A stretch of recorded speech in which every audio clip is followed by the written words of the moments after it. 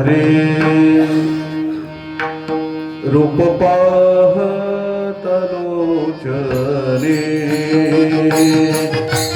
रूप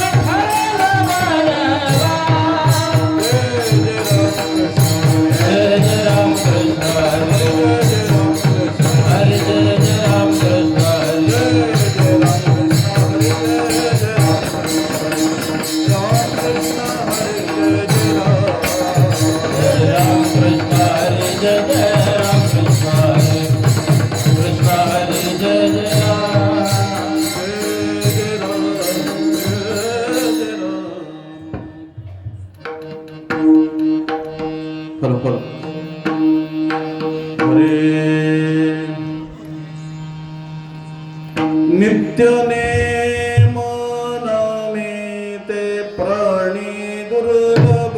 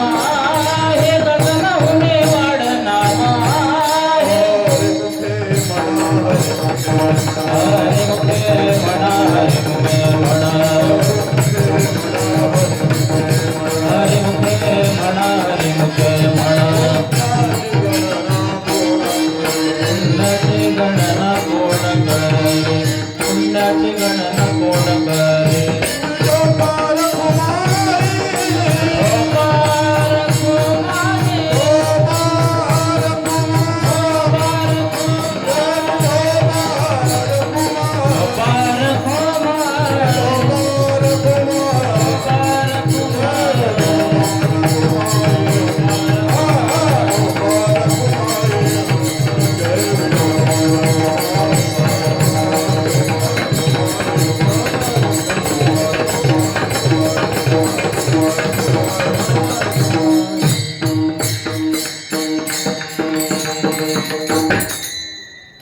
hello base द्या आवाज शार्प कमी करा पाकसारखा झाला आवाज बेस द्या शार्प कमी करा जास्ती आणि थोडासा आवाज माझा बरोबर आहे वाढू नका हॅलो थोडा फक्त बेस द्या चैतन्याचा शाही द्या जरा थोडीशी शाहीला आवाज त्याच्या पकवाच्या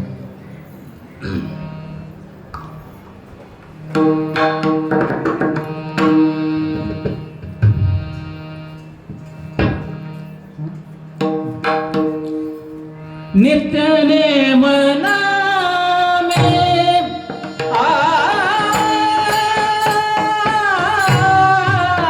नित्य नेम नामे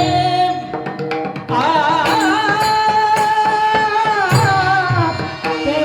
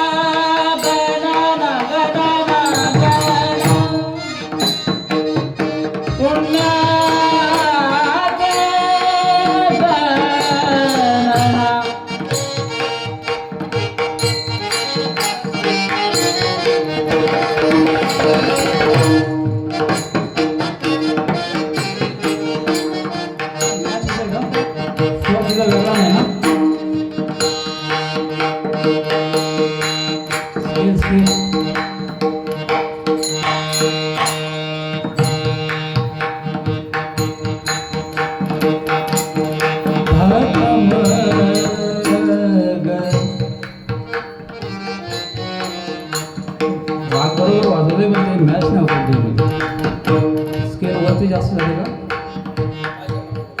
स्केल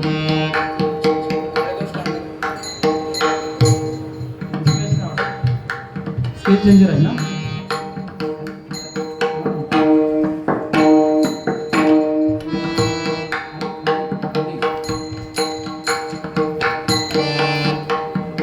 बटन गणना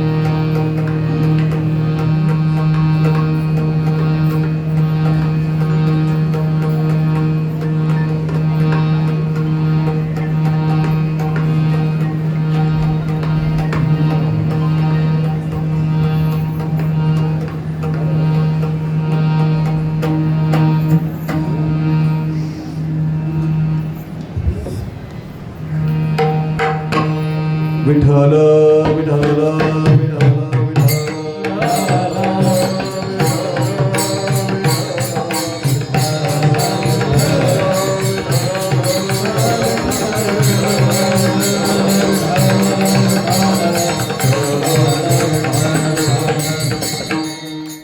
हरे नित्य नेम नामी ते प्राणी दुर्लभ लक्ष्मी वल्लभ तया जवळी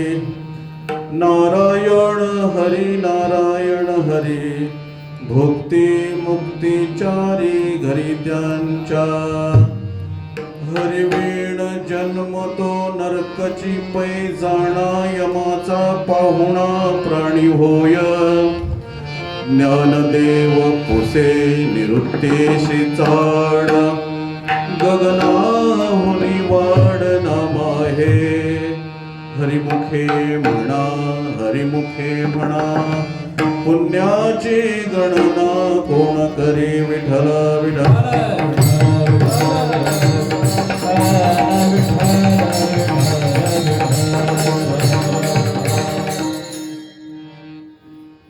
ध्येयं सदा परिभवग्नं इष्टदोहं तीर्थास्पदं शिवविरेचिन्योतं शरण्यं भृत्यारतिहं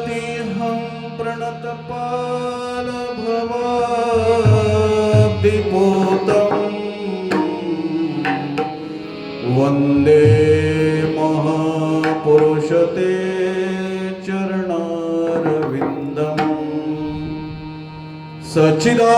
सच्चिदानन्दरूपाय विश्वोत्पत्त्यादि हेतवे तापत्रय विनाशाय श्रीकृष्णाय वयं नमः समचरण सरोजं सान्द्रनीलाम्भोदाभं जघननिहित पाणि मण्डनं तरुण तुलसीमाला कंदरं कञ्जनेत्रं सदय धवलहासं विठ्ठलं चिन्तयामि पाण्डुरङ्गाकरो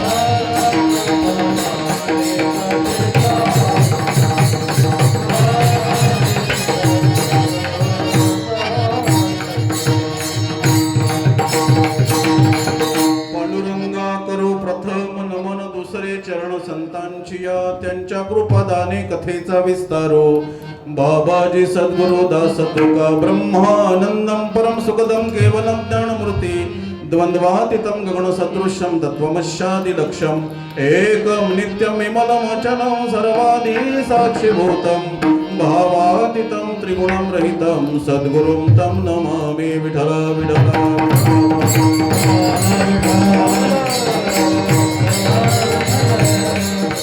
वचन ऐका कमळपते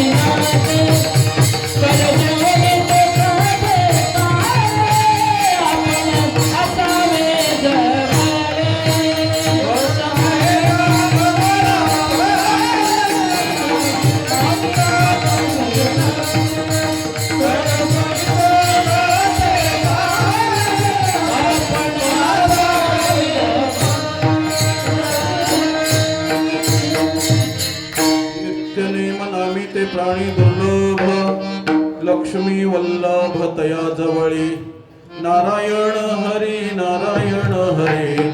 भोक्ती मुक्तिचारी घरी त्यांच्या अनंत गुण अनंत कला अनंत कृपानिधान भक्त वत्सल करुणा वरुणालय अकारण कृपा कारण रुक्मिणी प्राण संजीवन अखिल जगदाधार आनंद कंद श्री पांडुरंग परमात्मा अंबा भगवती जगदंबा ऐश्वर्यवती आई साहेब आनंद कंद रुक्मिणी माता ज्ञानियांचे राजे योग्यांची माऊली साधकांचे मायबाप कैवल्य साम्राज्य चक्रवर्ती महाराजा श्री संत ज्ञानेश्वर महाराज संत शिरोमणी वैराग्य शिरोमणी जगतवंदनीय जगद्गुरु श्री संत तुकाराम महाराज आदी करून सकळ संत चेतनांच्या परम असीम कृपेच्या वैभवान अलंकृत होऊन सेवेकरिता निवडलेला अभंग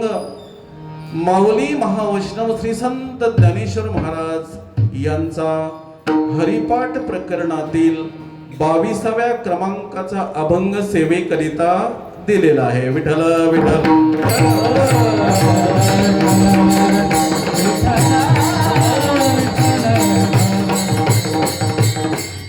या अभंगामध्ये माऊली महावैष्णव श्री संत ज्ञानेश्वर महाराज भगवद नामचिंतनाची नित्यता सांगत असताना भगवद नामचिंतनाची श्रेष्ठता आणि भगवद नामचिंतनाचं फल या अभंगामध्ये प्रतिपादन करतात. विठ्ठल विठ्ठल.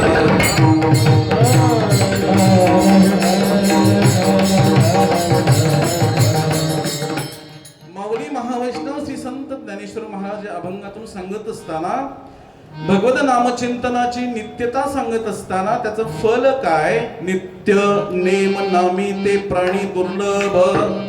जे नित्य नेमाने नामचिंतन करतात ते प्राणी दुर्लभ आहेत आणि त्यांना फल काय प्राप्त होतं. जे नित्य नेमाने भगवद नामचिंतन करतात लक्ष्मी वल्लभ तया जवळी. लक्ष्मी वल्लभ तो परमपिता त्याचं सान्निध्य त्यांना प्राप्त होतं.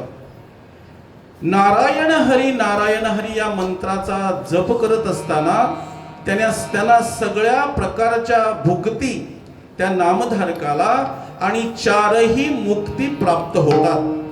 नारायण हरी भुक्ती मुक्ती 4ही घरी त्यांच्या. सगळ्या प्रकारच्या भुक्ती म्हणजे सगळ्या प्रकारचे भोग ऐहिक आणि पारलौकिक सगळ्या प्रकारचे भोग त्यांना प्राप्त होत असतात आणि त्यांना 4ही प्रकारच्या मुक्ती प्राप्त होत असतात. पण जे नामचिंतन करत नाही त्या परमात्म्याशिवाय ज्यांचं जीवन आहे हरिविन जन्म तो नरकची पै जाणा. पण त्या हरीशिवाय ज्यांचं जीवन आहे हरिविन ज्यांचं जीवन आहे तो नरकची पै जाणा. त्याला नरक प्राप्ती होत असते आणि तो यमाचा पाहुणा प्राणी होय आणि तो यमाचा पाहुणा होत असतो. विठ्ठल विठ्ठल.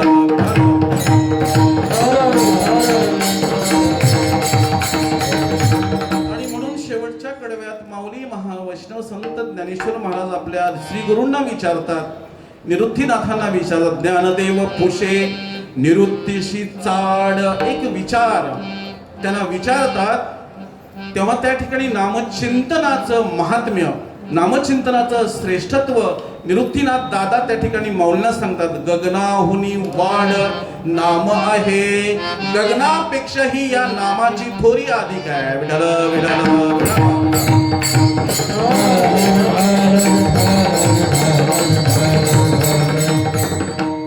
हा अधिक मास अगदी असा उपक्रम एकाच्या कैवाडे वगवी बहुतांचे कोडे हरिभक्तीपरायण गणेश महाराज पाटील सर यांच्या माध्यमातून सगळ्यांना हा या ठिकाणी स्तुत्य असा या ठिकाणी योग सगळ्यांच्या वाट्याला आलेला आहे. विठ्ठल विठ्ठल.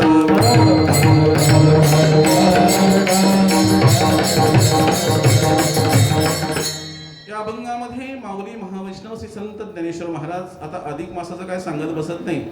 जवळजवळ 22 दिवस तुम्ही ते ऐकत आहात आणि जवळजवळ 20 मिनिटं माझी पकवास बदलताना गेली इकडे स्वर लावताना 10 मिनिटं गेली, अर्धा तास तुम्ही खाल्लेला आहे. विठ्ठल विठ्ठल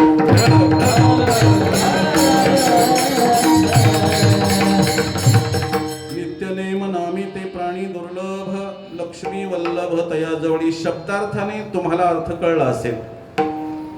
एखाद्या अभंगाचं विवेचन करत असताना, एखाद्या अभंगाचं चिंतन मांडत असताना त्या ठिकाणी अनुबंध चतुष्ट पाहिला जातो. ग्रंथाचाही अनुबंध चतुष्ट असतो आणि अभंगाचाही अनुबंध चतुष्ट पाहिला जातो. हरिपाठ या ग्रंथाचा विचार पाहता हरिपाठ ग्रंथाला सुद्धा अनुबंध चतुष्ट आहे. अनुबंध चतुष्ट म्हणजे काय? त्या ग्रंथाचा अधिकारी कोण, त्या ग्रंथाचा विषय काय, त्याचं प्रयोजन काय आणि त्याचा संबंध काय. विठ्ठल विठ्ठल तसंच सेवेकरिता निवडलेला जो अभंग आहे त्याला सुद्धा अनुबंध चतुष्ट आहे. या अभंगाचा अधिकारी कोण, या अभंगाचा विषय काय, या अभंगाचं प्रयोजन काय आणि अभंगाचा संबंध काय. विठ्ठल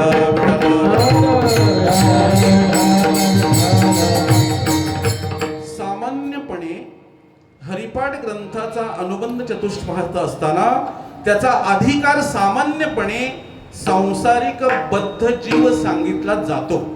सामान्यपणे, प्रत्येक शब्द महत्वाचा आहे बरं का. सामान्यपणे हरिपाठ ग्रंथाचा अधिकारी पाहत असताना त्या ठिकाणी एक सांसारिक बद्ध जीव त्याचा अधिकारी असं बोललं जातं, असं आपण ऐकतो. विठ्ठल विठ्ठल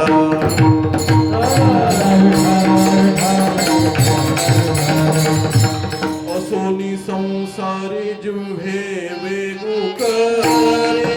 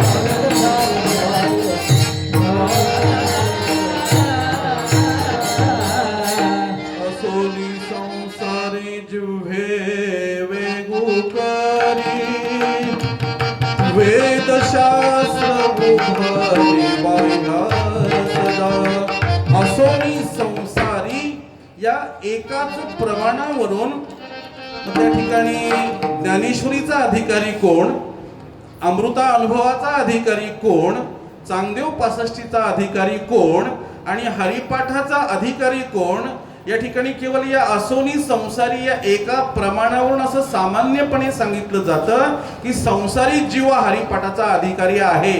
पण तसं नाही. विठ्ठल विठ्ठल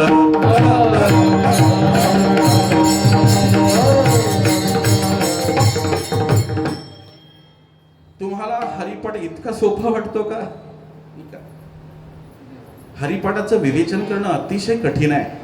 आपण 22 दिवस ते पाहिलंय. विठ्ठल विठ्ठल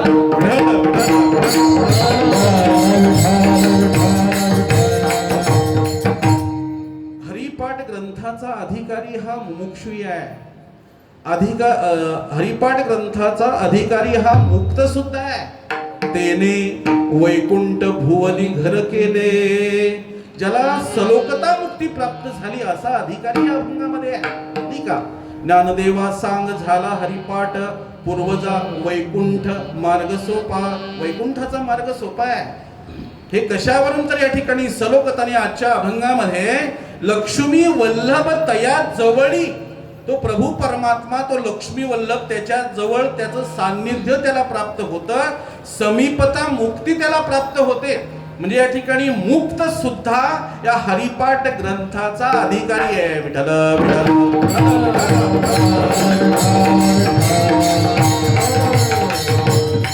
तसं शास्त्रामध्ये प्रकाराचे 3 तुका म्हणे केले जन, नाही का? शास्त्रामध्ये 3 प्रकारची माणसं सांगितली, 3 मुकार सांगितले, मूर्ख, मुमुक्षु आणि मुक्त. 3 प्रकारची माणसं सांगितली गेली. त्या ठिकाणी मूर्खामध्ये दोघांना बसवलं, या ठिकाणी पामर आणि विषयी या दोघांना बसवलं. त्या ठिकाणी दुसरा आहे तो मुमुक्षु आहे, त्याच्यामध्ये एक मंद्र मुमुक्षु आणि एक तीव्र मुमुक्षु. आणि नंतर जो मुक्त आहे त्याच्यामध्ये एक विधेय मुक्त आणि एक जीवन मुक्त. आयुष्य निघून जातं, काहीच कळत नाही, त्याला मूर्ख असं म्हणतात. आयुष्य निघून जातं पण काहीच करत नाही, काहीच कळत नाही, त्याला मूर्ख असं म्हणतात. पण शास्त्रीय भाषेमध्ये त्याला पामर आणि विषय असं म्हणतात. विठ्ठल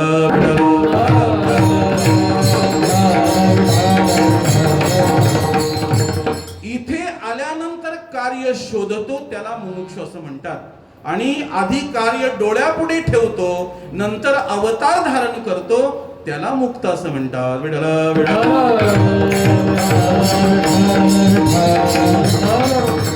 म्हणून पामर आणि विषयी हा जो बद्ध जीव आहे, नाही का, आयुष्य निघून जातं, काहीच कळत नाही. मनुष्याच्या जीवनामध्ये 3 गोष्टी कळाल्या पाहिजेत. एक धर्म, ब्रह्म आणि संत. धर्म कळाला पाहिजे, ब्रह्म कळालं पाहिजे आणि संत कळाले पाहिजेत. या 3 गोष्टी मनुष्याच्या जीवनामध्ये कळाल्या पाहिजेत. त्या का कळत नाहीत? कारण 3 प्रकारचं अज्ञान मनुष्याकडे आहे. 3 प्रकारचं अज्ञान मनुष्याकडे आहे. जीवाला जीवाचं अज्ञान आहे, जीवाला जगताचं अज्ञान आहे आणि जीवाला जगन्नाथाचं अज्ञान आहे. विठ्ठल विठ्ठल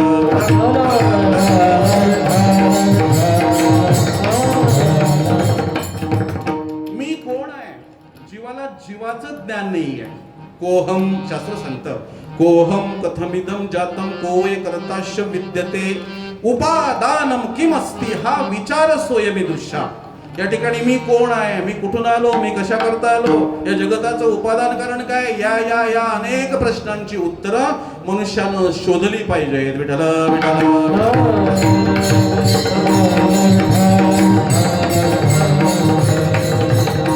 आणि म्हणून या ठिकाणी मूर्खामध्ये दोघांना बसवलं, एक पामर आहे आणि एक विषयी आहे.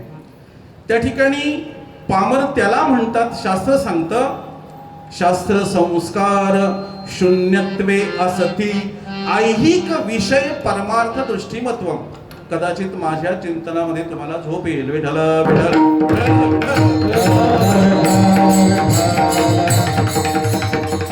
शास्त्र संस्कार शून्यत्वे असती ऐहिक विषय परमार्थ दृष्टिमत्व. ज्याला कोणत्याच प्रकारचे शास्त्र संस्कार नसतात, विहित कर्म काय, निषिद्ध कर्म काय, तर सरसकट भोगीत सुटतो, त्याला पामर असं म्हणतात.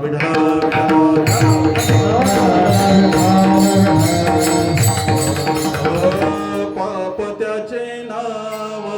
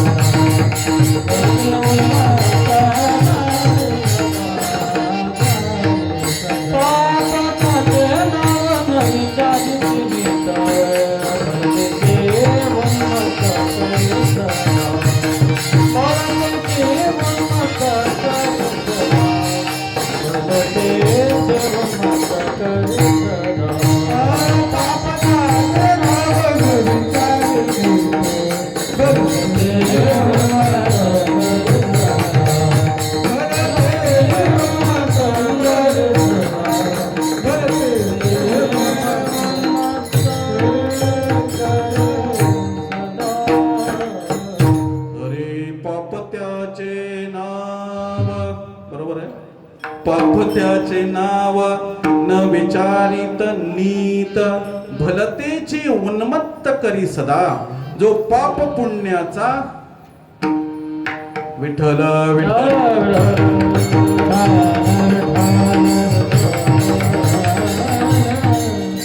अरे 95 किलोचा उभा आहे समोर, कोणी एक माणूस आला की सगळे तिकडे बघतात. विठ्ठल विठ्ठल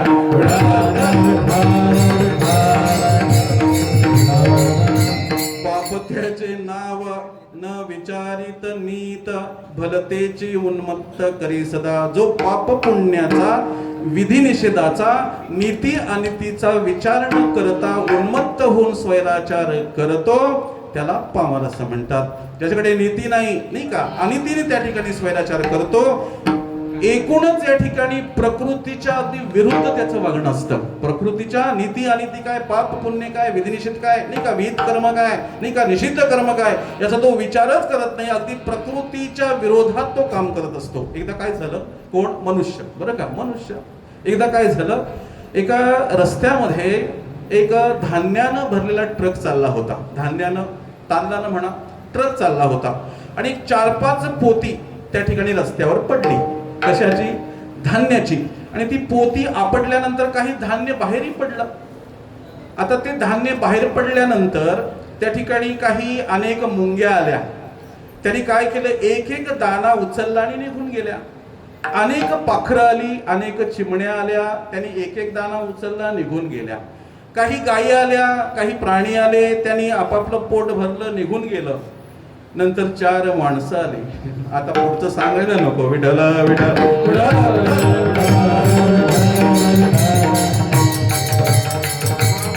सगळी पोती उचलली आणि पुढे ट्रक कुठे आहे तो म्हणून शोधतायत. विठ्ठल विठ्ठल.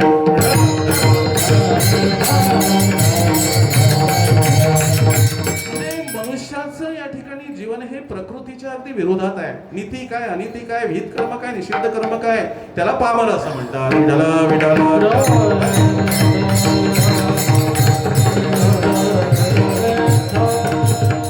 तसं आपण पामर आहोत, हा विषयी आहे, हा मुक्त आहे, हा मोक्ष आहे, हा साधू आहे, असं काय माणसाच्या कपाळावर लिहिलंय का? असं काही माणसाच्या कपाळावर लिहिलेलं नाही आणि तशी काही व्यवस्था नाहीये. जसं एखाद्या एसटी ला बोर्ड असतो, पनवेल ते पंढरपूर, पनवेल ते आळंदी, नक्की कळतं ही गाडी नक्की आळंदीलाच जाईल, पण ही गाडी नक्की कुठे जाईल, मनुष्याची गाडी नक्की कुठे जाईल सांगू शकत नाही. कारण त्या ठिकाणी त्याचं लक्षण कळतं, त्याचा वर्ग कळतो, त्याच्या क्रियेवरून कळतो, त्याच्या लक्षणांवरून त्याचा वर्ग कळतो. लक्षण प्रमाणाभ्याम वस्तुसिद्धी. एखादी वस्तू सिद्ध होत असते त्याच्या लक्षणांवरून, त्याच्या क्रियेवरून त्या ठिकाणी ती सिद्ध होते. विठ्ठल विठ्ठल.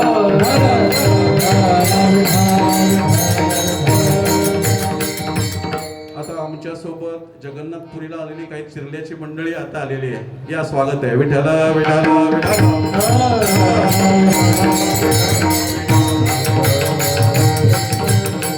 म्हणजे या ठिकाणी कोण पामर आहे, कोण विषय आहे, कोण जिज्ञासू आहे आपण सांगू शकत नाही. त्याच्या क्रियेवरून, त्याच्या लक्षणावरून कळतं त्याचा वर्ग कुठला आहे. तो पामर आहे का, तो विषय आहे का, तो मुमुक्ष आहे का, तो मुक्त आहे का, त्याच्या क्रियेवरून कळतं. काय झालं, पंचतंत्रातील एक गोष्ट आहे. पंचतंत्रामध्ये एक गोष्ट आलेली आहे. एक सिंधू नामक पक्षी आहे आणि तो असा एक चमत्कारिक पक्षी आहे की त्या ठिकाणी तो सोन्याची विष्ठा टाकतो. विष्ठा कळतं ना, आता तो शब्द घेऊ नये, सोन्याची संडास करतो. चला, तो पक्षी असा चमत्कारी पक्षी आहे की तो पक्षी सोन्याची विष्ठा टाकतो आणि नेमका एका पारध्याला तो सापडतो जंगलामध्ये. पारध्यानं विचार केला, इतका चमत्कारिक, इतका अमूल्य पक्षी माझ्या काय कामाचा नाही का, मी तर एक पारधी आहे, मी एक आदिवासी आहे, आपण काय केलं पाहिजे, इतका मौल्यवान पक्षी आपण राजाकडे घेऊन गेलं पाहिजे. आणि तो पारधी तो पक्षी राजाच्या दरबारामध्ये घेऊन गेला. सांगितलं हा इतका चमत्कारिक पक्षी आहे की हा सोन्याची विष्ठा टाकतो. तेव्हा राजेसाहेब म्हणाले प्रधानजीला, मंत्र्याला म्हणाले, अरे बघ तो काय म्हणतो बघ, त्याचं म्हणणं काय बघ. तो म्हणतो की हा पक्षी सोन्याची विष्ठा टाकतो. तेव्हा प्रधानजी म्हणतात, राजेसाहेब असं कुठं असतं का? सोन्याची विष्ठा जर पक्षाने टाकली हे सगळं जगच सोन्याचं होईल, असं कुठं असतं का? आणि मंत्र्याचं ते भाषण ऐकून राजेसाहेबांनी द्या सोडून आणि त्या पक्षाला सोडून दिलं. पक्षाला सोडून दिल्यानंतर तो समोरच्या जाऊन कमानीवर बसला आणि कमानीवर बसल्यानंतर त्यानं विष्ठा टाकली आणि ती सोन्याची होती. सगळ्यांनी पाहिली, सगळ्यांना आश्चर्य वाटलं. तो बोलत होता ते खरं होतं. आता त्याला पकडायला गेले पण तो पळून गेला. पण पळून गेल्यानंतर तो पक्षी स्वतः एक श्लोक बोलतो. तो पक्षी, तो सिंधू नामक पक्षी एक स्वतः श्लोक बोलतो. पूर्वता वदहम मूर्खो द्वितीय पाश बंधकाहा ततो राजाच मंत्रीच सर्व वय मूर्ख मंडलम. त्यानं सगळ्यांना मूर्ख ठरवलं. कोणाकोणाला? त्या पारध्याला, त्या स्वतःला मूर्ख ठरवलं, पारध्याला मूर्ख ठरवलं, त्या मंत्र्याला मूर्ख ठरवलं, त्या राजाला मूर्ख ठरवलं. का? कारण त्याने मूर्खासारखी क्रिया केली. तो म्हणतो पूर्वता वदहम मूर्खो, पहिल्यांदा मीच मूर्ख आहे, कारण त्या पारध्याच्या जाळ्यात सापडलो म्हणून मी मूर्ख आहे. आता माझ्याकडे बोट दाखवलं मी. तो पक्षी म्हणतोय बरं का. आणि नंतर म्हणतो की त्या ठिकाणी तो पारधी मूर्ख आहे. इतका चमत्कारी, इतका अमूल्य पक्षी त्याला सापडला, पण त्याने राजाच्या ताब्यात दिला. पण राजाने त्या मंत्र्यानं त्याची पारख परीक्षा न करता त्याला सोडून दिलं. तर तो राजाच्या मंत्रीचं सर्व वय मूर्ख मंडलम. हे सगळे मूर्ख आहेत. कशावरून? त्यांनी केलेल्या क्रियेवरून. विठ्ठल विठ्ठल विठ्ठल.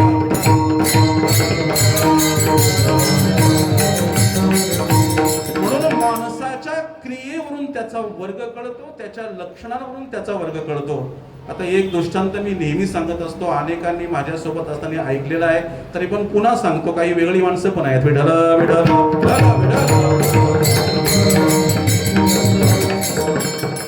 माझा सिद्धांत तोच आहे. क्रियेवरून माणसाचा वर्ग कळतो, क्रियेवरून माणसाचा वर्ग कळतो, लक्षणांवरून माणसाचा वर्ग कळतो. सकाळची वेळ आहे, लोकांना हेच आवडतं ना, नाही का?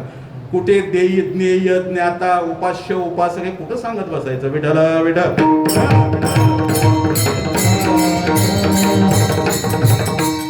सकाळची वेळ आहे. एक माऊली आपल्या जुन्या घरामध्ये चुलीवर भाकरी टाकते. आता चुली राहिल्याच नाही म्हणा. चुलीवर भाकरी टाकते आणि छोटीशी ती खोली असते आणि थंडीचे दिवस असतात. तिचा पतिराज येतो आणि त्या चुलीजवळ शेकायला बसतो. तिला भाकऱ्या टाकताना अडचण होते. ती म्हणते, असे मूर्खासारखे काय बसलात, बाजूला व्हा.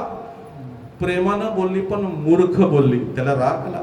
बायको मूर्ख बोलली, जाऊन दारात बसला. तेवढ्यात त्याची आई एक डोक्यावर हंडा, एक कमरेवर हंडा घेऊन घराकडे येत होती. अंगणामध्ये आली आणि तिनं पाहिलं, यो दारातच बसलाय. अरे मूर्खा, दारात काय बसला, बाजूला हो. त्यानं विचार केला, घरात मूर्ख, दारात मूर्ख. कशी बशी आंघोळ केली, बस स्टँडला आला. त्या ठिकाणी बस भरलेली होती गर्दीनं. तो त्या ठिकाणी त्या दरवाजामध्ये दांड्याला लटकला. तो कंडक्टर ओरडला, अरे मूर्खा आत ये, पडशील ना. त्याने विचार केला, घरात मूर्ख, दारात मूर्ख, बसमध्ये पण मूर्ख. कसा बसा ऑफिसला पोहोचला, डोक्यामध्ये गोंधळ होता. उलटी सुलटी कामं केलीस. बॉस म्हणतो, तुला आज झालंय काय, असा मूर्खासारखा काय करतोस? त्याने विचार केला, ऑफिसमध्ये पण मूर्ख, घरात मूर्ख, दारात मूर्ख, बसमध्ये मूर्ख, ऑफिसमध्ये मूर्ख. आपण काय करायचं? तर या भागात राहायचंच नाही, या गावात राहायचं नाही, आपण घर सोडून जायचं. आणि गेला. कीर्तनात लगेच जातो. गेला दुसऱ्या गावाला. एका गावाच्या शेजारी एक त्या ठिकाणी नदी होती. नदीमध्ये एक सुंदर एक झरा होता आणि त्या झऱ्यामध्ये पाय टाकून बसला. थंड पाण्यात पाय टाकून बसला. एवढ्या त्या गावच्या, त्या पलीकडच्या गावच्या स्त्रिया पाणी भरण्याकरता त्या ठिकाणी तिथे आल्या. त्यांनी पाहिलं की पिण्याच्या पाण्यात पाय टाकून बसलाय. त्या ओरडल्या, अरे मूर्खा, हे पिण्याचं पाणी आहे. त्याला आता राग नाही आला. त्याला आता राग नाही आला. तो म्हणतो, मी मूर्ख आहे हे तुम्हाला कोणी सांगितलं? मी तर त्या गावचा आहे, तुम्ही या गावच्या. मी मूर्ख आहे तुम्हाला कोणी सांगितलं? अरे सांगण्याची गरज काय, तुझी क्रिया बोंबलते ना. विठ्ठल विठ्ठल.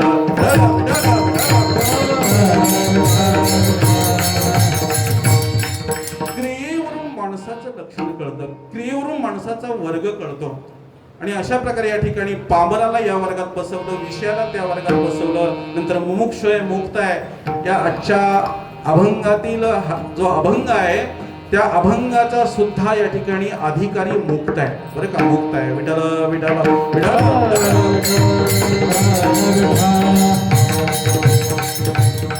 हरिपाठ ग्रंथाचं फक्त अधिकारी सांगितला. हरिपाठ ग्रंथाचा विषय काय? तेणे मुक्तिचारी साधे.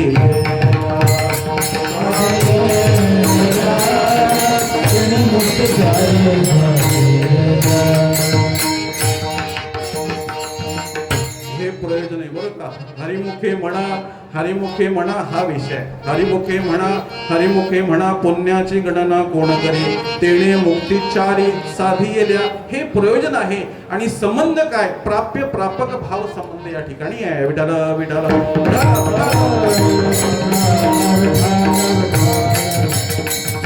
तसं या अभंगामध्ये अधिकारी कोण मी सांगून गेलो की लक्ष्मी वल्लभ तया जवली. एक मुक्त ज्याला समीपता मुक्ती प्राप्त होते तो या अभंगाचा अधिकार आहे. तो अधिकार त्याला कसा प्राप्त होतो? कारण तो नित्य नेमाने भगवत नाम चिंतन करतो. हे सांगितलं अभंगाच्या पहिल्या कडव्यात. नित्य नेम नामे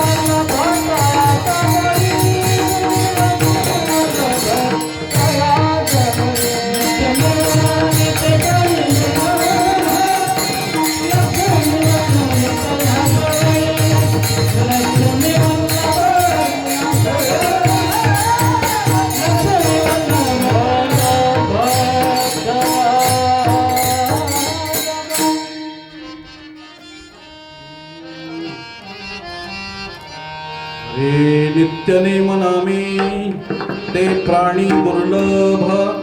लक्ष्मी वल्लभ तया जवळे. माऊली महावैष्णव श्री संत ज्ञानेश्वर महाराज अभंगाच्या पहिल्या कडव्यात या ठिकाणी भगवत नामचिंतन करणाऱ्याचे नित्यता सांगत असताना जे नित्य नेमाने भगवत नामचिंतन करतात त्या ठिकाणी त्यांना फल काय प्राप्त होतं? लक्ष्मी वल्लभ तया जवळे. नित्य नेम, नित्याने जे सतत त्या ठिकाणी नेम करतात, नेमानं नित्यानं त्या ठिकाणी नामचिंतन करतात, नित्य नेम नामी ते प्राणी दुर्लभ. ते प्राणी दुर्लभ आहेत. ते मनुष्य प्राणी दुर्लभ आहेत. विठ्ठल विठ्ठल विठ्ठल.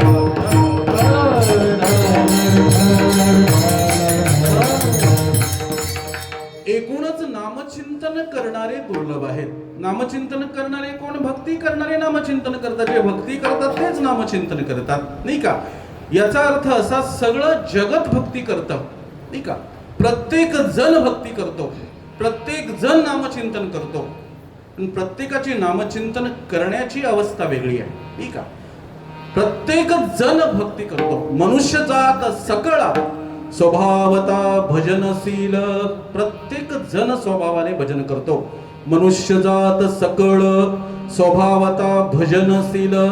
झाले असे केवळ माझे ठाई. या ठिकाणी प्रत्येक जण भजनशील आहे, प्रत्येक जण भक्ती करतो. पण त्या ठिकाणी अडतं कुठं? परिज्ञाने विन नाशिले. जे बुद्धिभेदाशी आले त्यांनी एकाची यया कल्पिले अनेकत्वे. काय झालं? परिज्ञानेविन नासिले. सगळे भक्ती करतात, सगळे नामचिंतन करतात, पण त्या ठिकाणी ज्ञान नसल्यामुळं त्या ठिकाणी बिघडतं. बुद्धिभेद केल्यामुळं बिघडतं आणि एकाच्या ठिकाणी अनेकत्वाची कल्पना केली म्हणून बिघडतं. विठ्ठल विठ्ठल.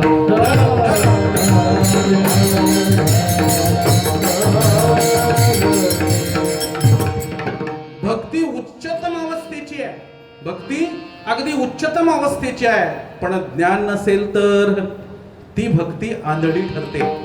मी नेहमी एक उदाहरण सांगतो. कानोपात्रा खोदू पिंजारे तो दादो, भजनीय भेदो हरिचे पायी. आपल्या काकड आरतीमध्ये प्रमाण आहे. दादू पिंजारे महान भगवत भक्त. इतकी भक्ती उच्च कोटीची आहे, इतकी उच्चतम अवस्थेची भक्ती आहे की त्या ठिकाणी रोज देवाने त्यांच्या घरी यावं. कोणी? देवाने दादू पिंजारेंच्या घरी यावं, त्या ठिकाणी त्यांच्याशी संवाद साधावा आणि त्या देवाचे दादू पिंजाऱ्यांनी हातपाय दाबावेत. पण दादू पिंजाऱ्यांनी लोकांना सांगावं, देव माझ्या घरी येतात, मी देवाचे हातपाय दाबतो. देव माझ्या घरी येतात, मी देवाचे हातपाय दाबतो. त्या सप्त्यात मी 21,000 पंगत दिली. विठ्ठल विठ्ठल विठ्ठल.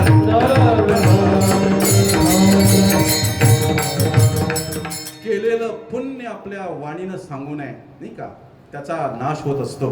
आणि अशा प्रकारे दादू पिंजारे त्या ठिकाणी लोकांना सांगायचा, देव माझ्या घरी येतो, देवाचे मी हातपाय दाबतो. आणि ही गोष्ट त्यानं कबीर महाराजांना सांगितली.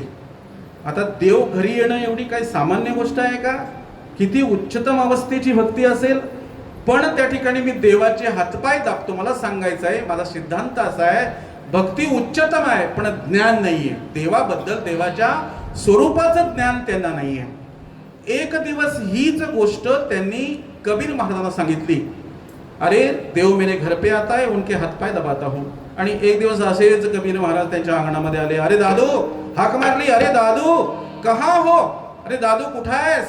तेव्हा ती हाक ऐकली आणि दादू पिंजारेंनी आतूनच आवाज दिला, अरे कबीर इधर उधर क्या देखे. दादू चुरावत पाव, त्यांच्या भाषेमध्ये, की मी देवाचे घरामध्ये हातपाय दाबतो. आणि असं उत्तर आल्या बरोबर कबीर महाराजांनी एक शिवी सासडली. दादू भडवा क्या चुरावे, जिसे नाही हातपाव. आणि ज्याला हातपाय नाहीत त्याचे हातपाय तू काय दाबणार? विठ्ठल विठ्ठल.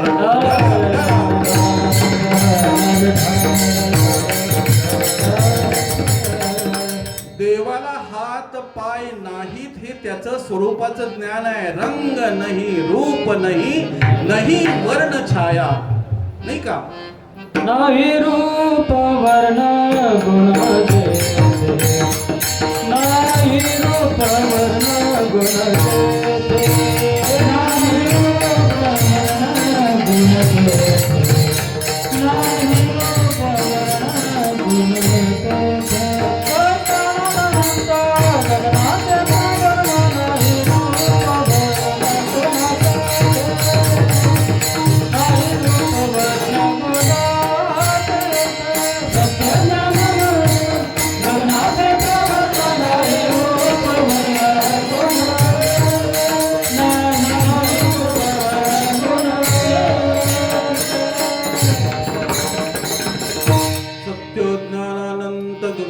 प्रावरण नाही, रूप गुण वर्ण जेथ.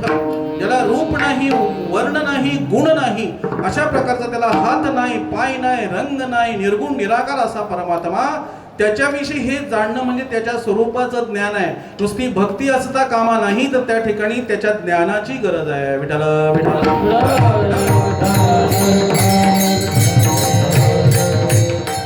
ज्याला पाय नाहीत पण तो पायाविना चालतो. पाग बिना चालाही, सुनही बिनु काना, कर बिन कर्म कर बिधिना. जो पायाशिवाय चालतो, जो कानाशिवाय ऐकतो, त्याला हात नाही, पाय नाही, रंग नाही, रूप नाही, हे जाणणं म्हणजे त्याच्या हे स्वरूपाचं ज्ञान आहे. विठ्ठल विठ्ठल.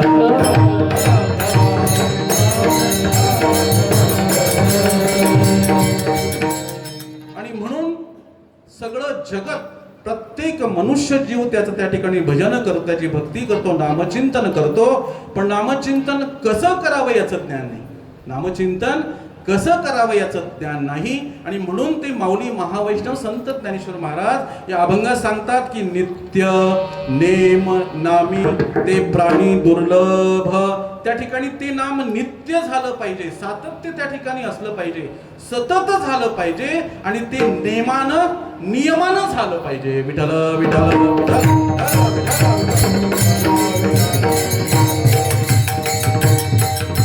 आपण जन्मापासून ते मरेपर्यंत नामचिंतन करतो.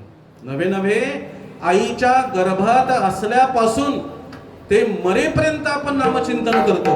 आपण अनेक प्रकारे नामचिंतन करतो, अनेक प्रकारचं नामचिंतन करतो, अनेक अवस्थेमध्ये नामचिंतन करतो. पण माऊली महावैष्णव संत ज्ञानेश्वर महाराज या अभंगात जसं सांगतात तसं नामचिंतन आपल्याकडून होत नाही. ते नित्य झालं पाहिजे, ते नेमानं झालं पाहिजे. नित्य नेम नामी ते प्राणी दुर्लभ. विठ्ठल विठ्ठल. आपण आईच्या गर्भात असताना सुद्धा सोहम सोहम आपण ऐकतोय की नाही. सत्वर उच्चार प्रल्हादी बिंबला उद्धवा लादला कृष्णदाता. प्रल्हादानं नामचिंतन कुठे शिकला? आईच्या गर्भातच शिकला ना. म्हणजे आईच्या गर्भापासून ते मरेपर्यंत आपण नामचिंतन करतो. पण ते नामचिंतन संत सांगतात त्याप्रमाणे होत नाही. आपण नामचिंतन हे सवडीनुसार करतो, आपण नामचिंतन हे फावल्या वेळात करतो, आपण नामचिंतन हे संसारातून काही मोकळीक मिळाली की नामचिंतन करतो. विठ्ठल विठ्ठल.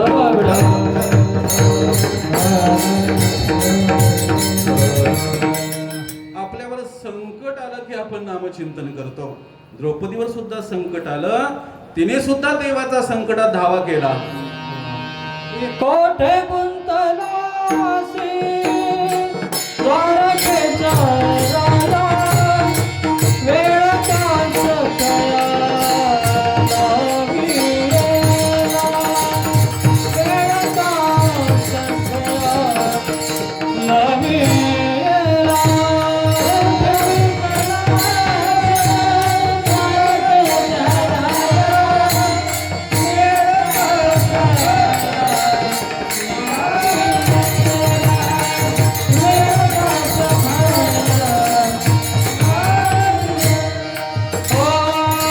कोठे गुंतलासी कोणाच्या धावा, आई देवराया मित्रा तुझा, आई देवराया मित्रा तुझा, आई देवराया मित्रा तुझा. कोठे गुंतलासी कोणाच्या धावा, आई देवराया मित्रा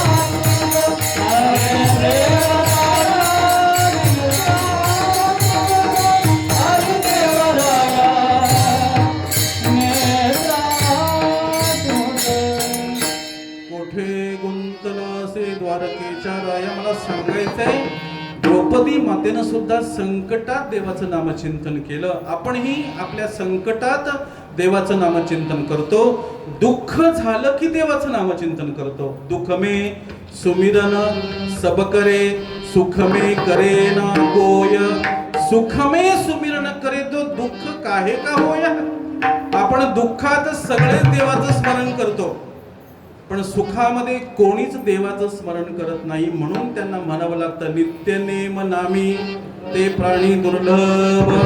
फक्त आपण दुःखात देवाचं स्मरण करतो. अरे एक वेळ या दुःखावे एक वेळ करी या दुःखावे, एक वेळ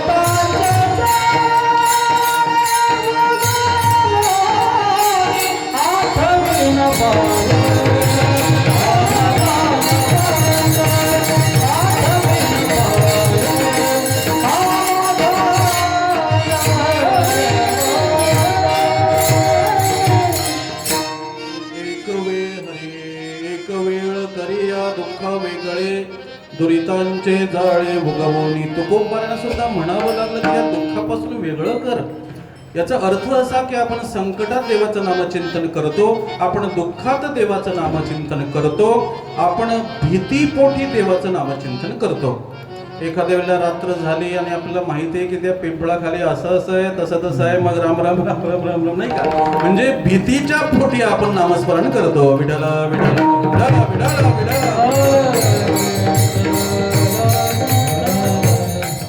एक अंधश्रद्धेचा व्याख्याता, अंधश्रद्धा निर्मूलन समितीचा एक व्याख्याता, त्याचं व्याख्यान होतं. त्याचा विषय काय होता? या जगामध्ये भूत नाहीत, असा त्याचा विषय होता. त्यानं सुंदर असं व्याख्यान दिलं, जगामध्ये भूत नाहीत. आणि काय झालं, नेमकी त्याची गाडी गावाला याची चुकली. खूप रात्र झाली, पण त्यानं लहानपणी ऐकलं होतं, चालत चालत येत होता आणि ते एक पिंपळाचं झाड आहे त्यांच्या गावात. त्यांनी लहानपणी ऐकलं होतं त्या ठिकाणी खूप भूत आहेत. त्या ठिकाणी जरी त्यानं भूत नाहीत असं व्याख्यान दिलं तरी पण तिथे आल्यानंतर त्याला ती आठवण झाली, अंधार आहे, आणि मग राम राम राम राम सुरू झालं. इतक्यात एक 2 व्हीलर गाडी, बाईक आली, त्याच्याजवळ थांबली. त्याला बरं वाटलं, त्याला बरं वाटलं. तो त्याच्यावर बसला आणि निघाला. तो त्याला विचारतोय पुढच्याला, अहो इथं भूतभीत खूप आहेत का हो? तो म्हणतो नाही ना, मी कालच मेलोय. विठ्ठल विठ्ठल विठ्ठल विठ्ठल विठ्ठल.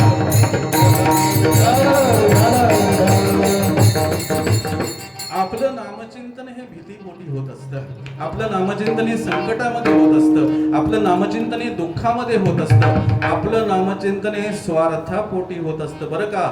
भजनाचे पॉकेट, कीर्तनाचे पॉकेट, स्वार्थापायी भजन. विठ्ठल विठ्ठल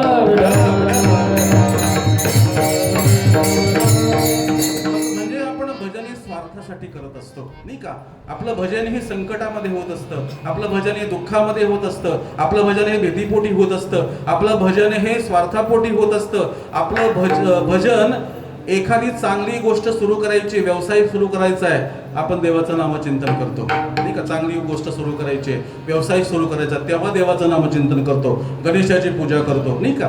तेव्हा आपण नामचिंतन करतो. एखादं यश आलं की आपण देवाचे आभार मानतो, त्याचं नाव घेतो. एखादं अपयश आलं तरी सुद्धा आपण देवाचं नाव घेतो, बाबा आम्हाला यातून वाचव, नाही का? आम्हाला आधार दे. म्हणजे यश आलं तरी देवाचं नाव घेतो, अपयश आलं तरी देवाचं नाव घेतो. अशा अनेक अनेक अनेक प्रकाराने आपण देवाचं नाव घेतो. म्हणजे फावल्या वेळात घेतो, सवडीनुसार घेतो, कधीतरी घेतो. त्यामध्ये सातत्य नाही, त्या ठिकाणी नित्यता नाही, त्या ठिकाणी नेम नाही. म्हणून ते नामस्मरण त्या ठिकाणी खऱ्या अर्थाने त्याची फलश्रुती आपणास प्राप्त होत नाही. आणि म्हणून ते नामचिंतन कसं झालं पाहिजे ते माऊली सांगतात. नित्य नेम नामी ते प्राणी दुर्लभ, लक्ष्मी वल्लभ तया जवळी. या ठिकाणी फक्त भगवत नामचिंतनाचा नित्यनेमी सांगितला, पण संतांचा शब्दाचा अर्थ इतका सीमित आहे का हो? इतका सीमित आहे का? नित्य नेम नामी शब्द आहे. नामी नाम शब्द नाहीये. नामी म्हणजे ज्याचं नाम तो परमात्मा म्हणजे नामी. मग त्या ठिकाणी जपाच्या माध्यमातून त्या नामीचं नित्यनेम होणे म्हणजे तो दुर्लभ आहे. जपाच्या माध्यमातून त्या ठिकाणी त्या नामीचा नित्यनेम होणे म्हणजे तो दुर्लभ आहे. ते दुर्लभ आहे. ते कोणी केलं? ध्रुवबाळांनी केलं. ओम नमो भगवते वासुदेवाय या जपाचा अनंत काल त्या ठिकाणी त्याने काय केला? जप केला. म्हणजे जपाच्या माध्यमातून त्या नामीचं फक्त नामचिंतन हा विषय नाहीये. मग त्या ठिकाणी जप असेल, सेवा असेल, दास्यभक्ती असेल, श्रवण असेल, या अनेक अनेक माध्यमातून त्या नामीच्या ठिकाणी मग श्रवण करत असताना त्या ठिकाणी ते नित्य नेमानं झालं पाहिजे, नाही का? ते कीर्तन करत असताना ते नित्य नेमानं त्या नामीच्या ठिकाणी त्या परमात्म्याच्या ठिकाणी ते नित्य झालं पाहिजे, ते नामानं झालं पाहिजे. हनुमंतांनी दास्यभक्ती केली, ती नित्य नेमानं केली. अशा प्रकारे जी काही व्रत झाली ती नित्य नेमानं झाली. आणि त्या नामीच्या ठिकाणी आपण जे काही भक्तीच्या माध्यमातून कार्य करतो, जे कर्म करतो, ते नित्य नेमानं होणं त्याला खऱ्या अर्थाने म्हणतात नित्य नेम नामी. विठ्ठल विठ्ठल.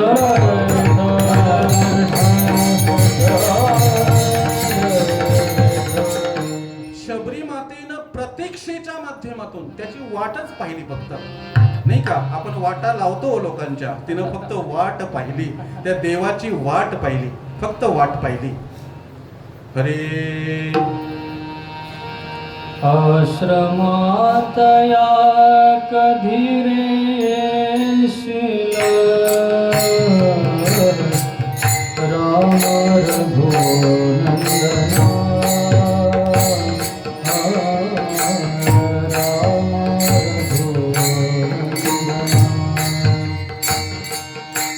आश्रमात या कधी रे येशील आश्रमात या कधी रे येशील राम रघुनंदना राम रघुनंदना ओ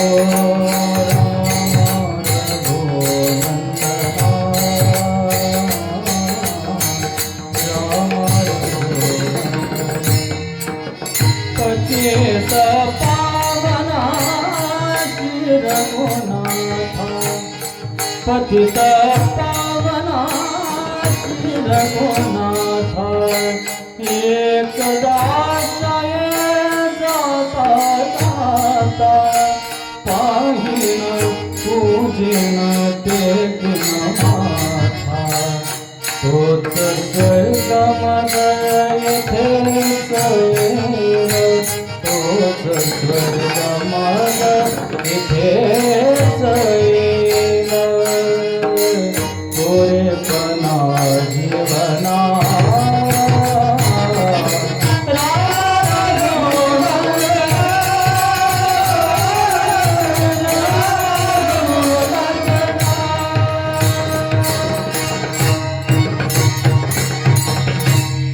शबरी मातेनं प्रतीक्षेच्या माध्यमातून नित्य नेम नामी, बरोबर आहे का? नित्य नेम नामी, स्वर विचारतोय. नित्य नेम नामी ते प्राणी दुर्लभ. शबरी मातेनं प्रतीक्षा, भगवान परमात्म्याची फक्त वाट पाहिली. प्रतीक्षेच्या माध्यमातून नित्यनेम नामी, त्या नामीच्या ठिकाणी, त्या परमात्म्याच्या ठिकाणी नित्यनेम केला.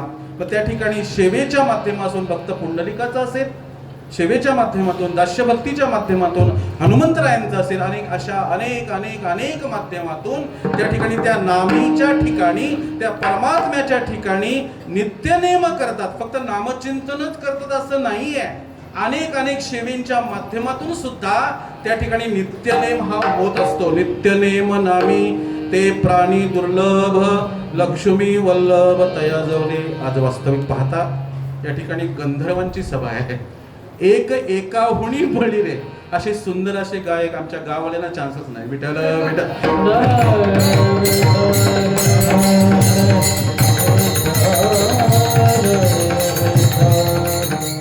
माझा अर्धा तास खाल्लाय तुम्ही अगोदर फुकटचा. नित्य म्हणजे काय, नित्याचं विवेचन, त्याचं विस्तृतीकरण, नेमाचं विस्तृतीकरण, प्रत्येक शब्दाचा विस्तृत या ठिकाणी विवेचन करता येईल. पण आपल्याकडे वेळ खूप कमी आहे आता. विठाल विठाल. माझं कीर्तन आज मला आधी सांगायला पाहिजे होतं की 9ला संपवा, पण आपले पालीचे शिलके बंधू काल सांगितलंय 9ला संपवायचं. बरं विठाल विठाल.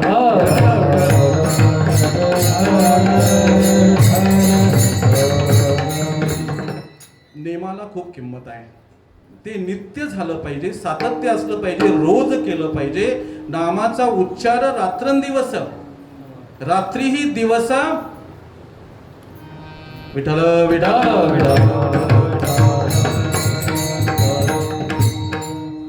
हा, रात्रीही दिवस पांडुरंगा. आता झालं आपलं प्रमाण नाही का? केवळ रात्रंदिवस, नामाचा उच्चार रात्रंदिवस, हे रात्रंदिवस झालं पाहिजे, हे प्रत्येक क्षणाला झालं पाहिजे.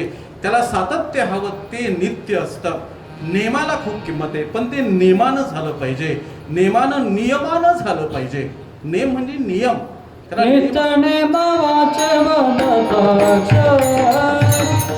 नित्य नेमावाचे वदताच, नित्य नेमावाचे वदताच,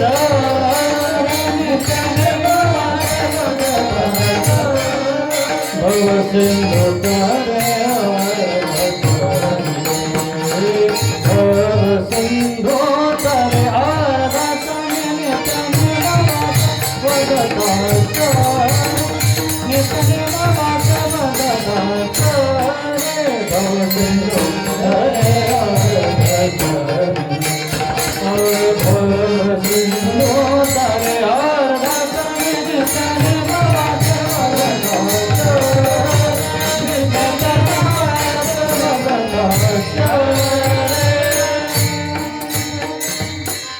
नित्यनेम वाचे वदता.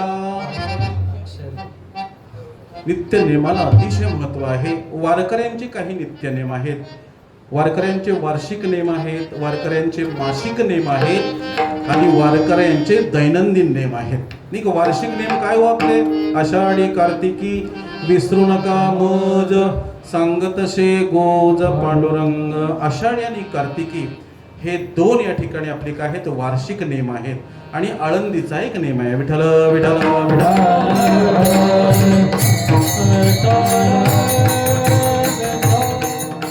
आषाढी कार्तिकी पंढरीची वारी, साधन निर्धारे आला नाही. आषाढी कार्तिकी गोंधळाची दाटी हो. नाही का? जाऊ द्या. पुंडलिक देवटा आषाढी कार्तिकी तुझ्या गोंधळाची दाटी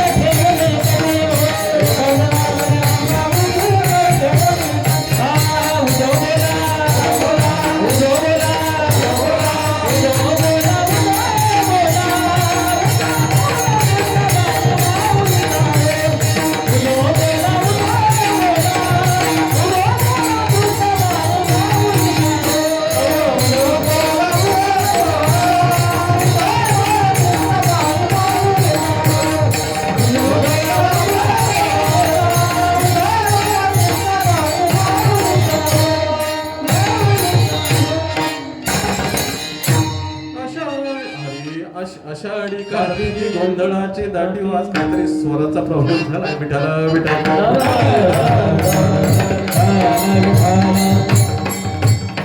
एवढी स्वराची माणसं असल्यामुळे तो गोंधळ झालाय. विठाला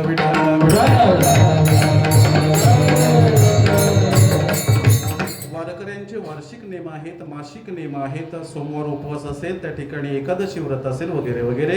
आणि दैनंदिन त्या ठिकाणी नेम आहेत. नेमाला अतिशय किंमत आहे. नित्यनेमाविन अन्न खायतो श्वान. नाही का? नित्यनेमाशिवाय जेवलो आपण, अन्न जरी खाल्लं तर ते कुत्र्यासारखं आहे. विठाला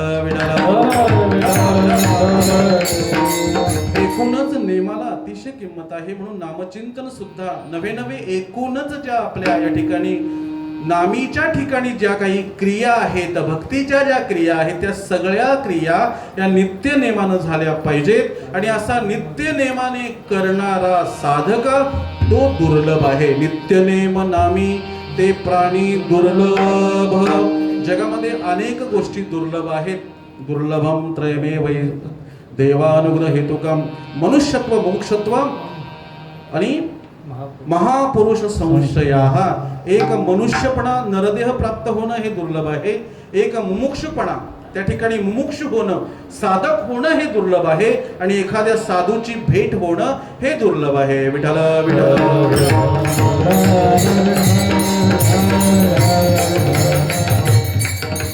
या इतर गोष्टी अनेक दुर्लभ सांगितल्या, पण आजच्या अभंगात काय दुर्लभ सांगितलं?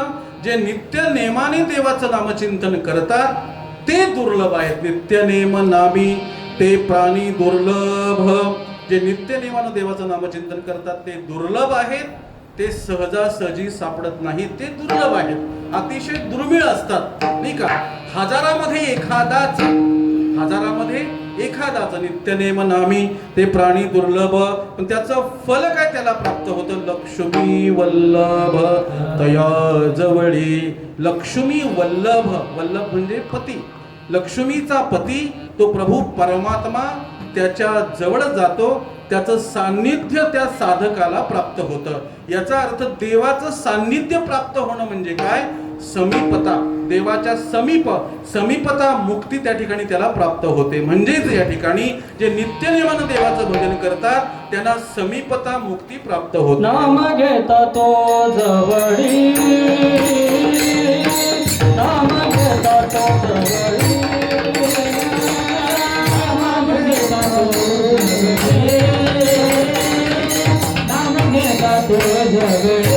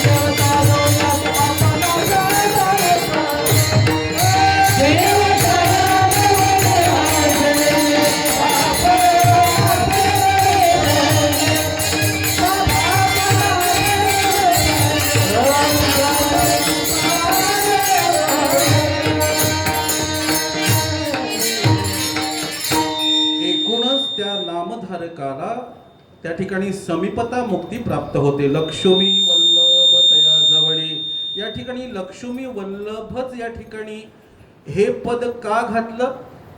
कारण लक्ष्मीपेक्षाही या नामधारकाचा अधिकार श्रेष्ठ आहे, सरस आहे.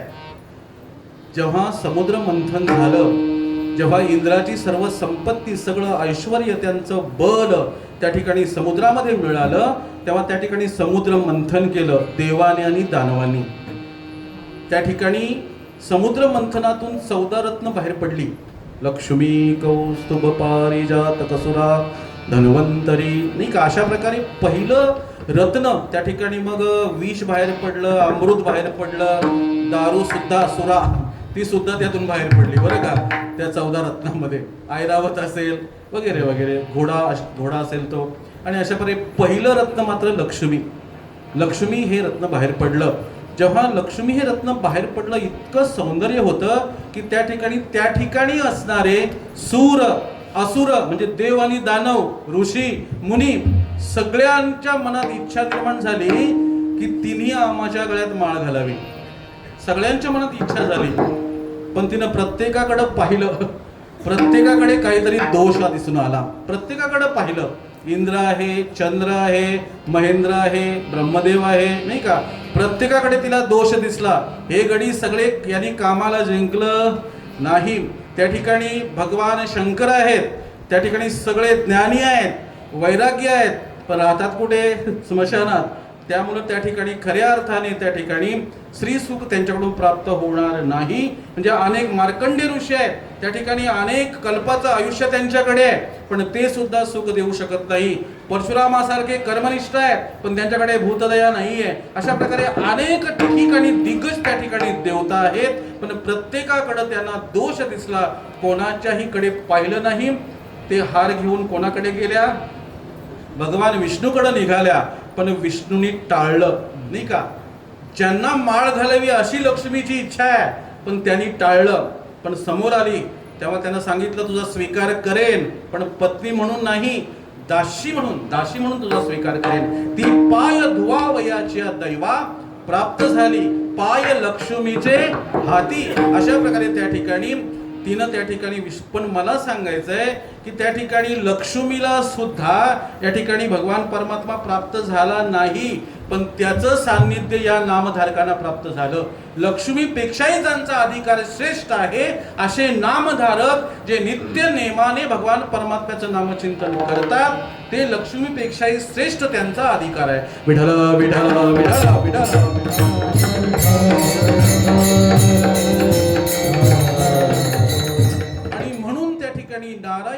नारायण हरी या मंत्र जाप झाला पाहिजे. नारायण हरी भुक्ती मुक्तीचारी घरी त्यांच्या. फक्त 10 मिनिटं माझ्याकडे आहेत, मी बरोबर संपवतो.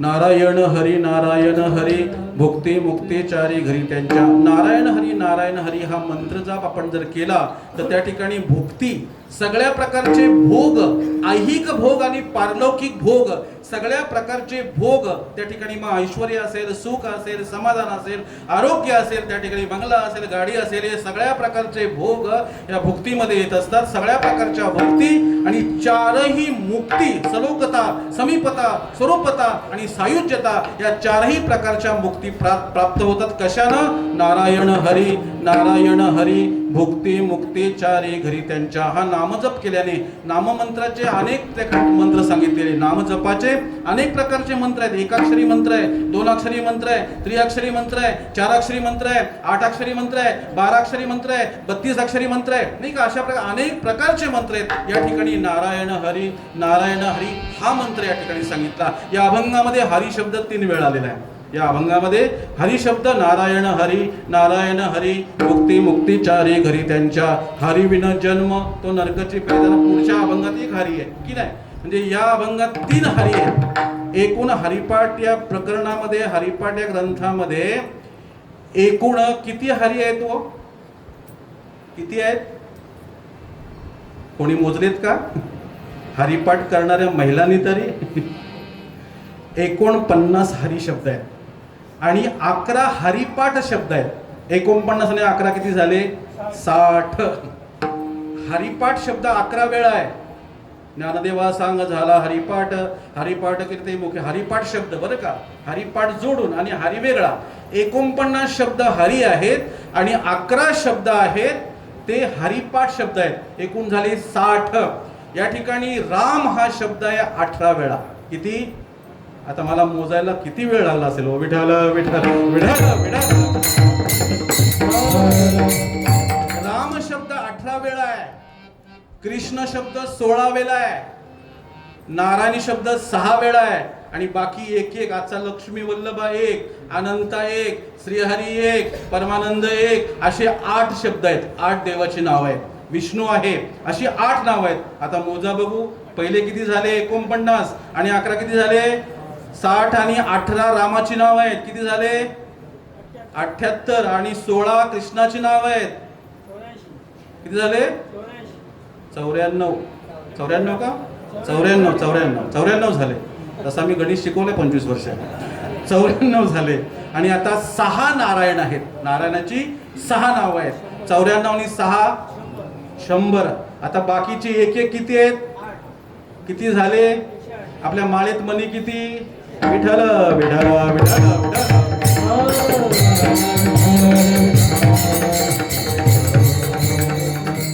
अजून गंमत सांगतो. रामाची 18 नाव आहेत.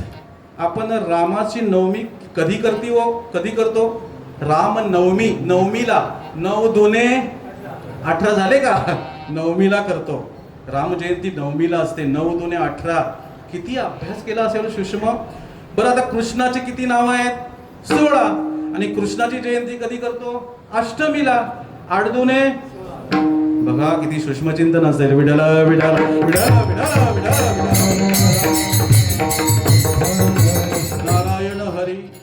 नारायण हरी भुक्ती मुक्तीचारे घरी त्यांच्या. हरिविण जन्म तो नरकाची पै जाणा, यमाचा पाहुणा प्राणी होय. आणि शेवटच्या कडव्यामध्ये हरिविण जन्म अर्थ सांगितला पाहिजे. हरिविण जन्म तो नरकाची पै जाणा, यमाचा पाहुणा प्राणी होय. नित्य नेमाने करणारे वेगळे, पण त्या ठिकाणी हरीला न मानणारेच, हरी शिवाय जीवन जगणारे, हरिविण जीवन जगणारे. हरिविण जन्म तो नरकाची पै जाणा, त्याला नरकच प्राप्त होतो आणि तो यमाचा पाहुणा होतो. आणि म्हणून त्या ठिकाणी ती अनुभूती, तो विचार माऊली महावंश संत ज्ञानेश्वर महाराज आपल्या श्री गुरूंना विचारतात की दादा या ठिकाणी या नामाचं महात्म्य काय आहे ते विचारतात. शेवटच्या ज्ञानदेव पुरुष निवृत्ती सीता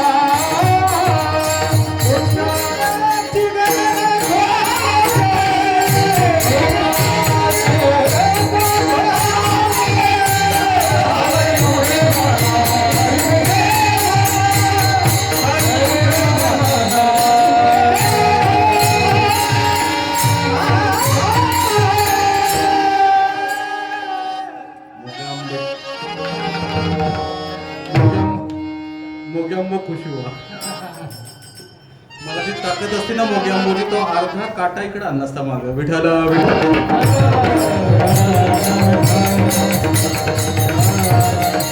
असो, उत्कृष्ट असं गायन, झालेली सेवा प्रभू परमात्म्याच्या चरणी समर्पित करतो. ते देवाचं नामचिंतन. विठोबा